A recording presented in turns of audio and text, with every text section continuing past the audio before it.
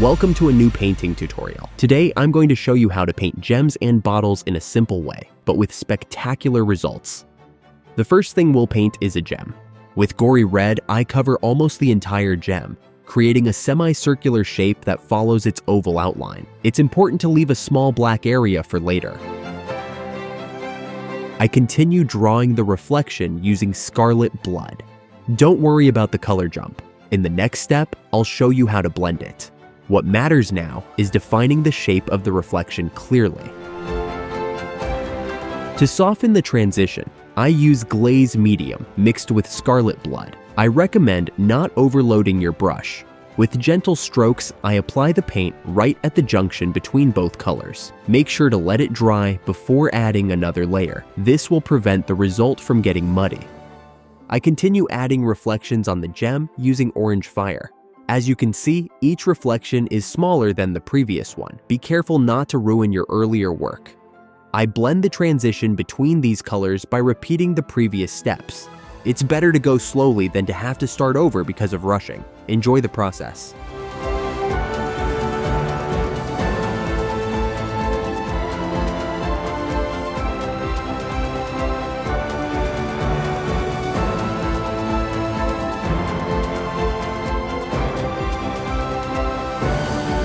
I create one last reflection on the lower area using a mix of orange fire and ice yellow.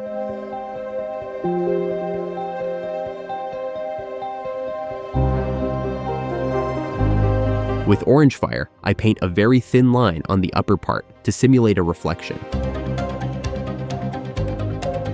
For the small highlights in the darker zone, I use dead white.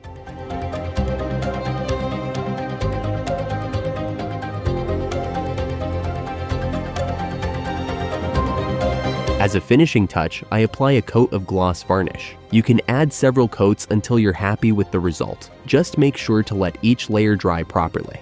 Now, let's paint a gem with a more magical touch. I start by covering the entire gem with dead white. It's important to get full coverage, as this will affect the next steps. I apply fluorescent yellow. Since it's a translucent color, you'll need several coats. Remember to let each one dry before applying the next. With fluorescent green, I paint the edges, leaving the center yellow.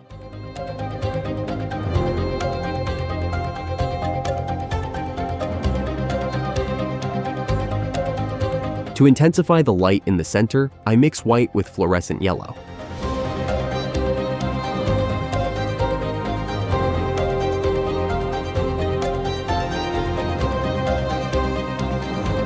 And this is how our magical gem turns out.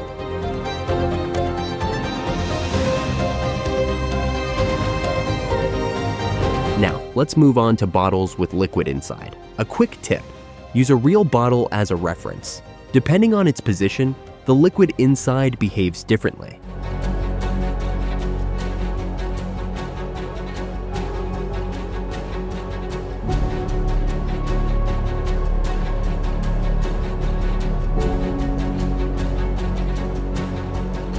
I start with imperial blue to paint the glass of the bottle.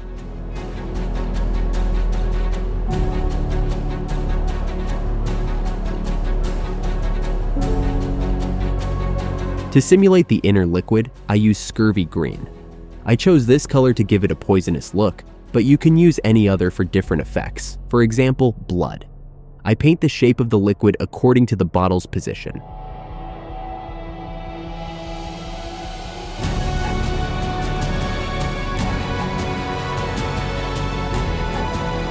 Using scurvy green and jade green, I create the first highlights in the liquid area, and also paint a separation line between the glass and the liquid.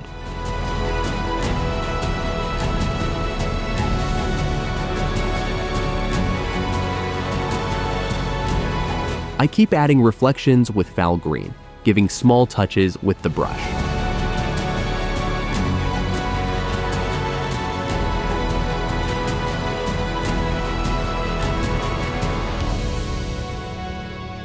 To simulate the glass reflections, I mix magic blue with imperial blue.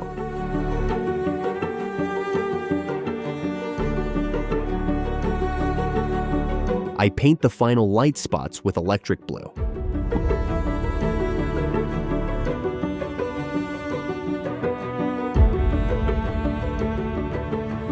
With ice yellow, I reinforce the separation between the liquid and the glass. This helps simulate the interior and gives the impression that there's really something inside the bottle. With white, I paint a thin line to create the main reflection.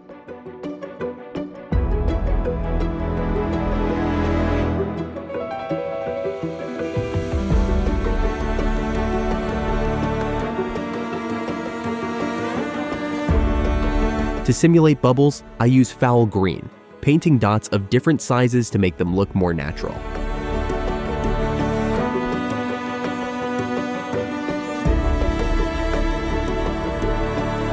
As a finishing touch, I apply gloss varnish all over the bottle. I hope you enjoyed this tutorial. Let me know in the comments which miniatures you'd try these techniques on. And here's a question for you. What would you like to see in future tutorials? Historical, sci-fi, or fantasy?